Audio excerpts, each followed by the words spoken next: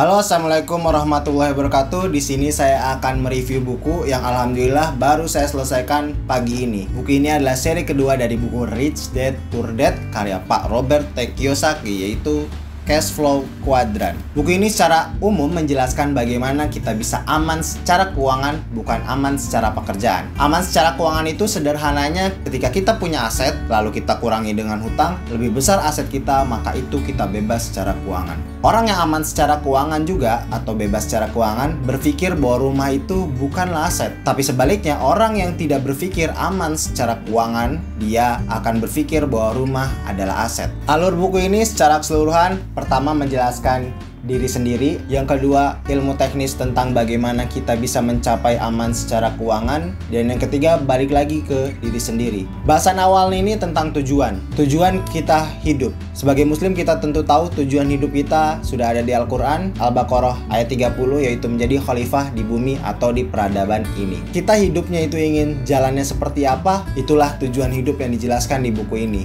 Jadi buku ini menjelaskan jalan adalah tujuan. Jadi jalan yang kita pilih, jalan yang ingin kita tempuh untuk hidup panjang sampai akhir nanti wafat, itu adalah tujuan hidup kita. Lalu ada 4 kuadran yang bisa kita pilih menjadi jalan hidup kita. Yang pertama ada kuadran karyawan, yang kedua ada kuadran pedagang atau karyawan lepas, yang ketiga ada kuadran pebisnis, dan yang keempat ada investor. Setiap kuadran memiliki pemikiran yang berbeda-beda. Karyawan akan berpikir yang penting dia punya pekerjaan yang aman dan tunjangannya besar. Karyawan lepas atau pedagang berpikir bagaimana dia dengan dirinya bisa menghasilkan uang sebanyak-banyaknya dengan tarif per jam atau menjual produk sebanyak-banyaknya. Pebisnis dia akan berpikir bagaimana dia mencari presiden direktur yang bagus yang bisa menjalankan perusahaannya. Dan investor dia berpikir bagaimana uangnya itu bisa bekerja untuk dirinya. 4 kuadran ini bagi kedua sisi, yaitu sisi kiri dan sisi kanan, atau sebutannya kita sebut saja kuadran kiri dan kuadran kanan. Kuadran kiri yaitu E dan S, karyawan dan self-employed, dan yang sisi kanan itu business owner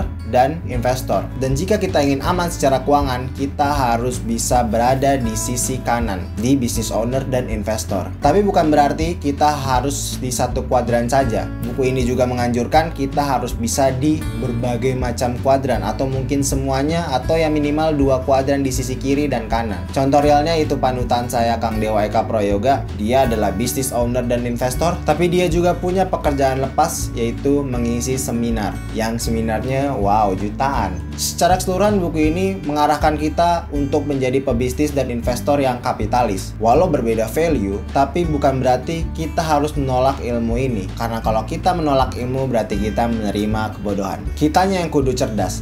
Dan biar kita makin cerdas dan terarah, kita perlu mentor. Mentor juga yang akan bisa kita tanya ketika kita misalkan kehilangan arah, atau misalkan bingung ketika kita mendapatkan ilmu baru atau tantangan baru. Ada 2 kalimat yang bikin saya tercengang. Yang pertama, kalau kita mau sukses, jangan ambil langkah pertama, tapi ambil langkah kecil. Banyak orang yang mengambil langkah pertama itu nggak kecil, tapi langsung gede. Akhirnya apa? Akhirnya dia tidak bertahan lama, dan akhirnya dia kembali ke kebiasaan lama. Kalau kita ambil langkah kecil, perlahan demi perlahan kita akan bisa mencapai sesuatu yang kita inginkan, tujuan besar kita.